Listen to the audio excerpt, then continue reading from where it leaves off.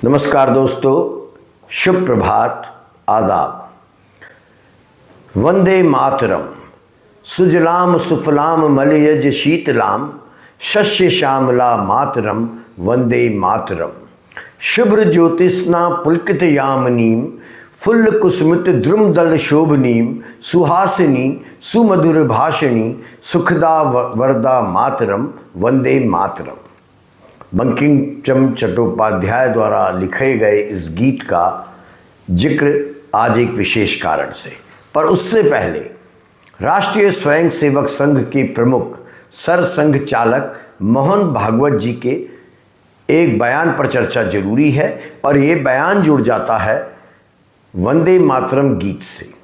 कैसे जुड़ता है ये मैं आपको बताने जा रहा हूँ, और ये दोनों ही मुद्दे ऐसे हैं जो बेहद ज़रूरी हैं समझने के लिए, ताकि इस देश का लोकतंत्र जिंदा रहे। मोहन भागवत जी ने अभी हाल ही में 8 और 9 नवंबर को संघ द्वारा आयोजित एक कार्यक्रम में बेंगलुरु में कुछ ऐसा कहा जो सुनने में बहुत अच्छा लगता है, लेकिन यदि उसकी विवेचना की जाए, उसको गहराई से समझा जाए, तो यह भी समझ में आता है कि हमेशा संकेतों के जरिए अपनी बात कहने वाले मोहन भागवत जी यहाँ पर भी कुछ बेईमानी कर गए। जो बात उन्होंने संघ के कार्यक्रम 100 Years ऑफ संघ जर्नी न्यू हॉराइजन्स, ये शीर्षक था, टॉपिक था कार्यक्रम का, जो उन्होंने बेंगलुरु में अपने वक्तव्य दिया, उसके दौरान उन्होंने जो कहा वो सुनने में, जैसा मैं कह रहा हूँ, बहुत अच्छा लगता है। भागवत जी ने कहा कि सभी मुसलमानों को एक ही खांचे में नहीं डाला जाना चाहिए। ज़्यादातर भारतीय मुसलमान लव जिहाद या गजवा-ए हिंद जैसी सोच का समर्थन नहीं करते हैं। निश्चित तौर पर संघ प्रमुख के मुख से बात सुनना बहुत अच्छा लगता है, बहुत अच्छा मुझे भी लगा।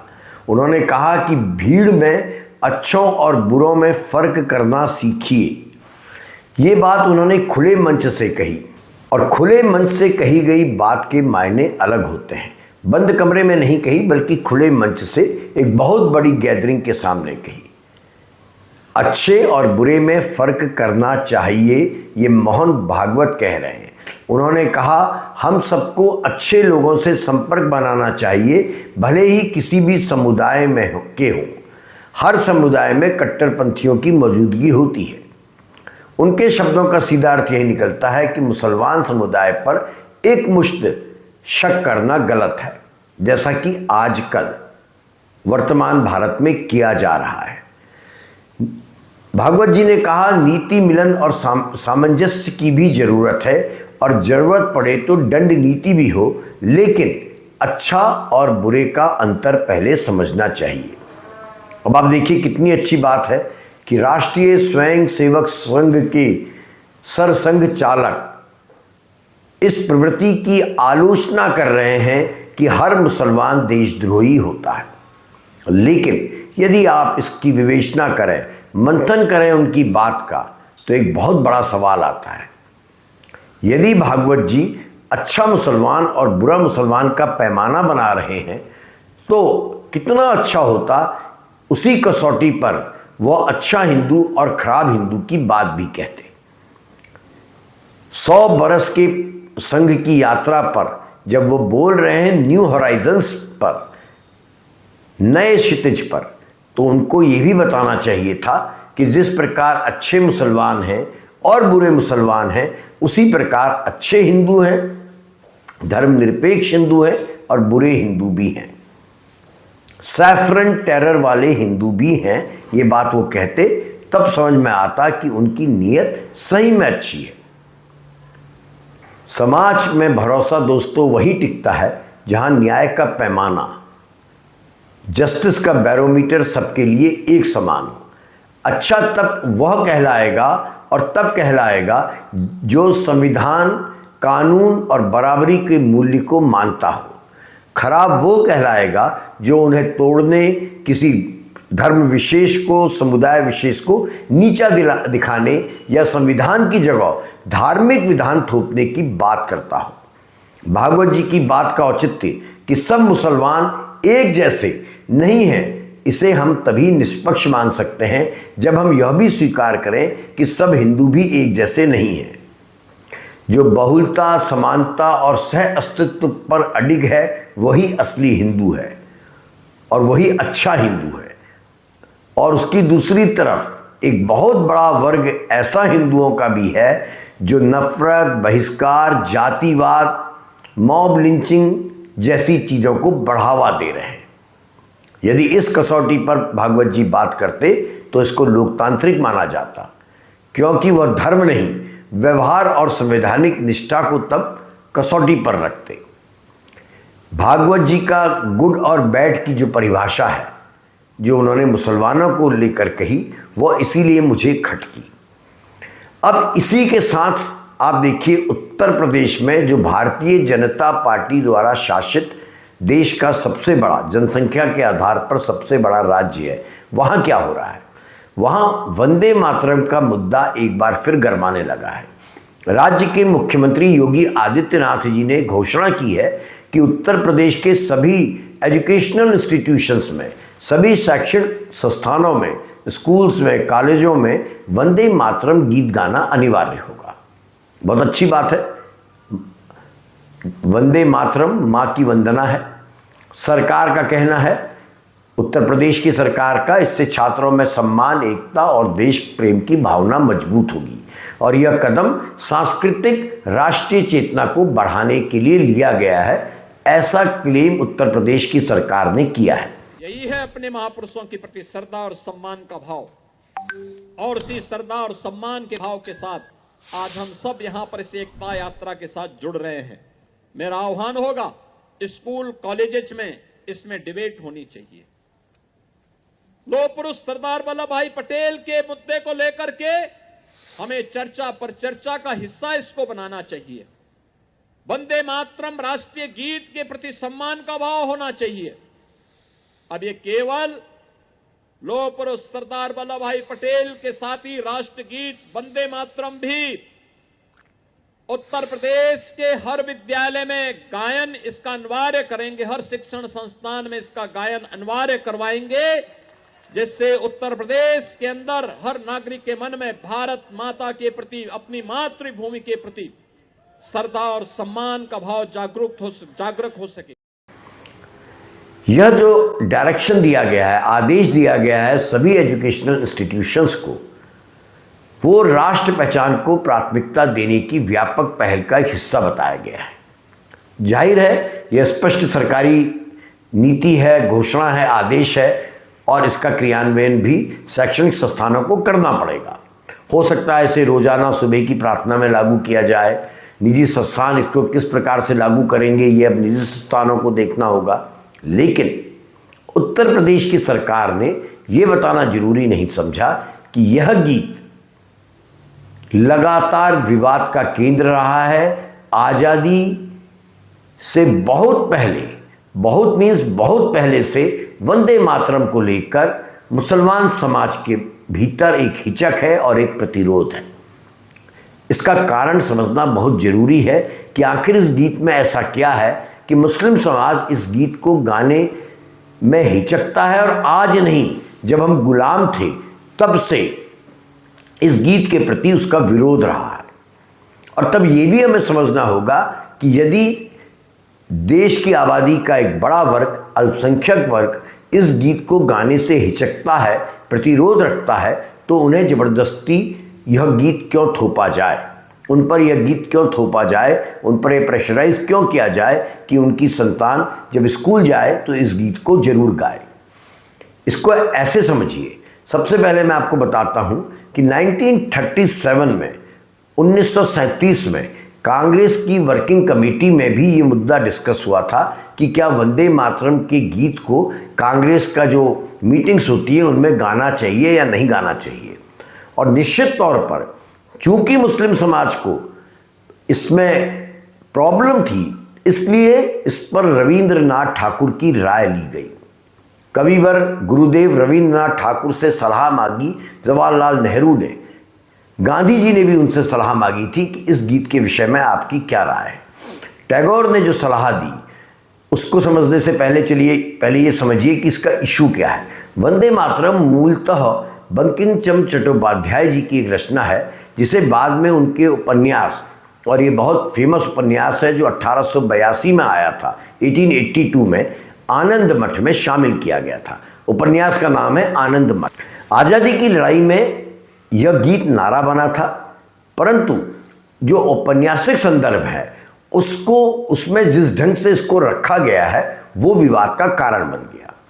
कारण इसलिए बन गया कि इसके जो 2 पैरा मैंने आपको अभी पढ़ के सुनाए थे, यही वो पैरा हैं जिनको 1937 में 2 स्टैंजा, इन 2 स्टैंजा को 1937 में कांग्रेस वर्किंग कमेटी ने स्वीकृत किया था कि कांग्रेस की बैठकों में इनको गाया जाएगा, लेकिन बाद के जो स्टैंजा हैं उनको हटा दिया गया था। कारण था देवी आराधना और युद्ध आह्वान की छवियां, जिन्हें कई मुसलमानों ने अपने धर्म, अपने विश्वास के खिलाफ पाया। टैगोर ने इसीलिए 1937 में नेहरू जी को लिखा कि सार्वजनिक आयोजन जब भी कांग्रेस करे तो केवल पहले के 2 स्टैंजा या 2 पद ही गाए जाएं। टैगोर ने ये सजेशन इसलिए दिया क्योंकि ये दोनों पद जो हैं वो प्रकृति की, अगर आप उनको समझेंगे, जो मैंने आपको पढ़ के सुनाया है अभी, वो दोनों प्रकृति की तारीफ करते हैं, मातृभूमि के सौंदर्य का वर्णन करते हैं। इनमें धार्मिक कोई संदर्भ नहीं है, मूर्ति पूजा वाली कोई बात नहीं कही गई है। कांग्रेस वर्किंग कमेटी ने तब 1937 में गुरुदेव रविंद्रनाथ ठाकुर की सलाह मानी थी और सार्वजनिक तथा राष्ट्रीय आयोजनों में इसके पहले 2 पद को ही गाने का निर्णय लिया था। बाद के पद, जिनमें देवी की और शस्त्र की कल्पना है, उनसे कांग्रेस ने आधिकारिक दूरी बना ली थी। यही वह ऐतिहासिक संदर्भ है जो आज भी मुसलमानों की आपत्तियों को समझने में मदद करता है। दरअसल ये जो किताब है आनंद मठ, इसमें ये कोई आज़ादी की बाबत अंग्रेज हुकूमत से आज़ादी की बाबत नहीं है, बल्कि इसमें जो चित्रित किया गया है वो मुसलमान शासकों के खिलाफ हिंदुओं को जागृत करने का काम इस पुस्तक आनंद मठ में किया गया है। मुस्लिम शासकों को और मुसलमानों को इसमें हिंदू विरोधी बताया गया है। इसीलिए जब ये गीत आनंद मठ इस पुस्तक में शामिल किया गया तो इस गीत का विरोध होने लगा। पहले 2 पदों के बाद इसमें लगातार किस प्रकार शस्त्र उठाकर देवी का आह्वान किया गया है कि वो मुसलमानों के खिलाफ हिंदुओं को जागृत करें। आज़ादी के बाद 24 फरवरी 1950 को संविधान सभा में डॉक्टर राजेंद्र प्रसाद ने इस विषय पर बयान दिया था, हमारे प्रथम राष्ट्रपति ने।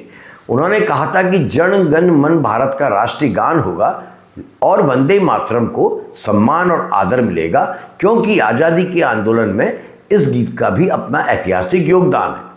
इस प्रकार वंदे मातरम का सम्मान बना रहा, पर गान की प्रथा वही रही जो 1937 से चली आ रही थी। पहले के 2 पद, यह बात आधिकारिक जो डॉक्यूमेंट्स हैं और सरकारी विवरण हैं उनमें उपलब्ध है। यानी एक तरफ राजनीतिक स्तर पर वंदे मातरम को अनिवार्य करने की पहल है और दूसरी तरफ इतिहास कहता है कि राष्ट्रीय और सार्वजनिक मंचों पर सीमित रूप से केवल पहले 2 पद ही अपनाए गए थे और यह रविंद्रनाथ ठाकुर की बौद्धिक और सांस्कृतिक सलाह के अनुरूप था, ताकि किसी भी समुदाय को, विशेषकर मुस्लिम समुदाय को, जो बाद के पद हैं उनमें जो वर्णन किया गया है, धार्मिक वर्णन, शस्त्रों का वर्णन, उनके कारण कोई परेशानी ना हो, वो अपने आप को मुख्यधारा से अलग थलग महसूस ना करें। इसलिए जब कोई मुसलमान ये कहता है कि उसे पूरे गीत के सभी पद गाने से आपत्ति है, तो वो कांग्रेस के 1937 के फैसले और रविंद्रनाथ ठाकुर के पत्र की परंपरा में खड़ा नजर आता है। यह समावेश का रास्ता था, टकराव का नहीं। अब लौटते हैं मोहन भागवत जी के अच्छे बुरे वाले पैमाने पर। देखिए, अगर हम सब ईमानदारी से बात करें और इसे ईमानदारी से लागू करें तो अच्छा हिंदू वही होगा जो संविधान, कानून, समानता और बहुलता को मान दे, जो मुसलमान, ईसाई, सिख, जैन, बौद्ध, पारसी सबको बराबर का नागरिक समझे, जो गीत, प्रतीक और नारे को जोड़ने का जरिया बनाए, जांच करने का, किसी की निष्ठा को परखने का नहीं। खराब हिंदू वह होगा जो किसी समुदाय को, किसी धर्म के अनुयायियों को कमतर बताकर अपना गौरव बनाए, जो भीड़ को भड़काकर न्याय व्यवस्था को चुनौती दे, जो संविधान से ऊपर धर्म ग्रंथ को रखे और शासन का आधार बनाने की जिद करे, जैसा इन दिनों हो रहा है। ये प्रयास किया जा रहा है, डिमांड उठ रही है। राष्ट्रीय स्वयंसेवक संघ तो 1925 से ही इस मुद्दे पर काम कर रहा है कि भारत को हिंदू राष्ट्र घोषित कर दिया जाए। इसी तरह अच्छा मुसलमान वो है जो देश के कानून और संविधान को सर्वोपरि माने, समाज साझेदारी में भरोसा रखे, हिंसा और कट्टरपंथ का विरोध करे। और खराब मुसलमान वो है जो नफरत और हिंसा को जायज़ ठहराए, आतंकी गतिविधियों का हिस्सा बने या भारत की एकता अखंडता के विरुद्ध खड़ा हो। भागवत जी की मूल बात, भीतर के अच्छों को बुरों से डिफ्रेंशिएट करो, उनको पहचानो, यह तभी न्यायपूर्ण होगी जब यह दोनों तरफ एक ही निष्पक्ष तराजू से तोली जाए। वंदे मातरम की बहस में भी यही निष्पक्षता काम आती है। जो लोग पूरे गीत को धार्मिक संदर्भ में देखते हैं, मूर्ति पूजन से देखते हैं, उस फ्रेम में लेकर उसको सब पर अनिवार्य करना चाहते हैं, मुस्लिम्स पर भी अनिवार्य करना चाहते हैं, उन्हें 1937 से 1950 की राष्ट्रीय सहमति को याद रखना होगा। गुरुदेव रविंद्रनाथ ठाकुर की सलाह को याद रखना होगा कि पहले 2 पद सार्वजनिक मंचों के लिए पर्याप्त हैं, उससे आगे बढ़ना किसी को मजबूर करना जैसा होगा, किसी की भावनाओं को आहत करना जैसा होगा। जो लोग गीत का पूरी तरह बहिष्कार चाहते हैं, उन्हें भी उसके लिए स्वतंत्रता आंदोलन में निभाए ऐतिहासिक किरदार का सम्मान करना चाहिए। वंदे मातरम ने स्वतंत्रता आंदोलन में बहुत बड़ा रोल निभाया था, इसे गाया जाता था, लेकिन केवल पहले 2 स्टैंजा। संतुलन वहीं संभव है जहां सम्मान और संवेदना एक साथ चले। यही था रविंद्रनाथ ठाकुर, जवाहरलाल नेहरू, डॉक्टर राजेंद्र प्रसाद और उन सबसे बढ़कर मोहनदास करमचंद गांधी का रास्ता। उत्तर प्रदेश सरकार के आदेश का व्यवहारिक पक्ष भी समझना जरूरी है। यदि स्कूल कॉलेज में वंदे मातरम को अनिवार्य कर दिया जाता है तो इसका इम्प्लीमेंटेशन, इसका दिशा निर्देश जो हैं वो बहुत बड़ी कंट्रोवर्सी को पैदा करेंगे, क्योंकि यह स्पष्ट नहीं है कि कौन सा पद गाया जाएगा। क्या परंपरा के अनुसार पहले 2 पद? यदि केवल पहले 2 पद गाए जा रहे हैं तो मुझे लगता है किसी भी धर्म के व्यक्ति को इस पर कोई आपत्ति नहीं होनी चाहिए।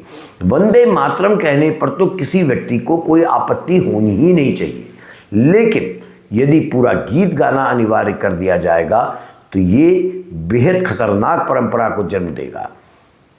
स्कूल्स और कॉलेजेस में भी धार्मिक आधार पर ध्रुवीकरण शुरू हो जाएगा, वैसे ऑलरेडी है और बढ़ जाएगा। संवैधानिक विकल्प इसमें क्या है? संविधान का अनुच्छेद 25 जो धार्मिक स्वतंत्रता की बात करता है और शिक्षा के समावेशी आदर्श का संतुलन बनाने की बात करता है, वो भी खतरे में पड़ जाएगा। सरकार का घोषित उद्देश्य, मैं घोषित शब्द कह रहा हूँ, चाहे कोई भी सरकार हो, वर्तमान सरकार ही क्यों ना हो, उसका घोषित उद्देश्य तो एकता है और सब धर्मों का सम्मान है। तो वो समावेशी जो क्रियान्वयन है, वो यदि ये गीत पूरा का पूरा लागू कर दिया गया, उससे खतरे में पड़ेगा। यह भी ध्यान रहे कि जन गण मन के राष्ट्रीय गान और वंदे मातरम के राष्ट्रीय गीत होने की स्थिति को संविधान सभा और बाद के जो डेवलपमेंट्स हुए थे, जो नेताओं ने तय किया था, उसमें साफ कर दिया गया है दोनों को समान सम्मान देने की बात कही गई, परंतु ऑफिशियली हमारा राष्ट्रगान जन गण मन है। इसलिए एजुकेशनल इंस्टीट्यूशंस में राष्ट्र पहचान की शिक्षा देते समय यह संविधान सम्मत क्रम और इतिहास दोनों पढ़ाया जाना चाहिए, ताकि स्टूडेंट समझें कि सम्मान और अनिवार्य धार्मिक अर्थ में फ़र्क है और भारत की ताकत इसी फ़र्क को समझने में है। और अंतिम बात, क्यों कई मुसलमान गाने से परहेज करते हैं? क्योंकि उनके लिए बाद के जो स्टैंजा हैं, बाद के जो पद हैं वंदे मातरम गीत के, उसमें देवी का विवरण है, उसमें मूर्ति पूजा की बात की गई है, मूर्ति पूजा की आराधना की गई है, और ये मुसलमान अपने धर्म के अनुसार स्वीकार नहीं कर सकता है। इसलिए इतिहास में 1937 की जो कांग्रेस वर्किंग कमेटी का डिसीजन था उसको हमें समझना होगा। फिर दोहरा रहा हूं कि पहले 2 पद ही सार्वजनिक मंचों के लिए पर्याप्त हैं। स्वयं गुरुदेव रविंद्रनाथ ठाकुर ने यही सलाह दी थी और रविंद्रनाथ ठाकुर ने चेतावनी दी थी कि देश सबका है, भूमि सबकी है, लोग सबके हैं। यदि उनमें से एक वर्ग मूर्ति पूजा के खिलाफ है तो उसको हम डराकर धमकाकर बाध्य नहीं कर सकते हैं कि वो कोई ऐसा गीत गाए जिसमें मूर्ति पूजा की बात कही गई हो। निष्कर्ष साफ है दोस्तों, भागवत जी का अच्छे बुरे वाला पैमाना अगर सचमुच समाज में भरोसा बढ़ाना चाहता है तो उसे धर्म नहीं आचरण के तल पर लागू करना होगा और दोनों तरफ एक साथ, बहुसंख्यक के लिए भी और अल्पसंख्यक के लिए भी। उसी प्रकार उत्तर प्रदेश में वंदे मातरम गीत को अनिवार्य गान अगर करना है और सम्मान और एकता बढ़ाने के लिए करना है तो उन्हें जो इस कानून को लागू कर रहे हैं या इस आदेश को लागू कर रहे हैं उन्हें रविंद्रनाथ ठाकुर, जवाहरलाल नेहरू, राजेंद्र प्रसाद और गांधी जी की बात को याद रखनी होगी। इस बात को याद रखना होगा कि किसी की धार्मिक कसौटी को परखने के लिए जोर जबरदस्ती नहीं की जा सकती है। हमारे मुल्क की ताकत नारों में नहीं है, उसकी तीव्रता में नहीं है, न्याय और बराबरी में है, शांति में है। अच्छा हिंदू और अच्छा मुसलमान दोनों वही हैं जो संविधान की छतरी के नीचे एक दूसरे के अधिकारों की हिफाजत करें और खराब वो हैं जो इस संवैधानिक छतरी को फाड़ने की, जलाने की कोशिश करें। गीत, झंडा, नारा सबका सम्मान हो पर राष्ट्र की आत्मा कानून, बराबरी और आपसी भरोसे में बसती है। यह हमें याद रखना होगा। इस मुल्क की आत्मा संविधान में बसती है, सबके लिए बराबरी में बसती है और म्यूचुअल ट्रस्ट में बसती है। यही कसौटी आज सबसे ज़्यादा ज़रूरी है।